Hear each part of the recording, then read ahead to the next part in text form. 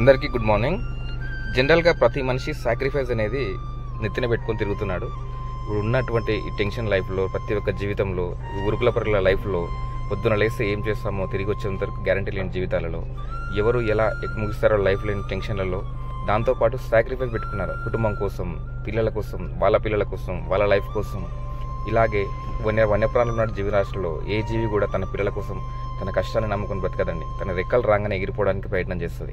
అలాగే మనిషి కూడా తన పిల్లలకు ఒక ప్రయోజకుడు అయిన తర్వాత వదిలేయాలి, వాళ్ళకు రెక్కలు వచ్చాయి, వాళ్ళ లైఫ్ వాళ్ళు బ్రతుకుతారు అనే ఆలోచన లేకుండా తన పిల్లలు, తన కష్టము, తన మనవలు, తన మనవడాలు కోసం, వాళ్ళ కోసం, వాళ్ళ పిల్లల కోసం అంటూ తన జీవితాన్ని త్యాగం చేస్తున్నాడు తప్ప తనకంటూ ఏమి దాచుకోవాలనే ఆలోచన లేకుండా, సొంత ఆలోచన లేకుండా, ఒక నిర్దిష్టమైన ఆలోచన లేకుండా బ్రతికి ఇంకొకరి మీద డిపెండ్ అయిపోయి నాకు నా కుమారుడు చూడట్లేదు, నా పిల్లలు చూడట్లేదని బాధపడుతున్నాడండి. దయచేసి ఉన్నంతలో ఉన్న టైంని యూటిలైజ్ చేసుకుని నీకంటూ కొంత సంపాదించుకొని నీకంటూ నీ భార్య, పిల్లలు నమ్ముకున్న వాళ్ళని చూసుకోవడం కోసం, హ్యాపీగా జీవితాన్ని లీడ్ చేయడం కోసం కొంత ధనమును, అలాగే కొంత ప్లేస్ను, కొంచెం మంచి మనస్సును, సమాజంలో కొంత మంచి మనుషుల్ని సంపాదించుకోవాలనేది నా కోరిక.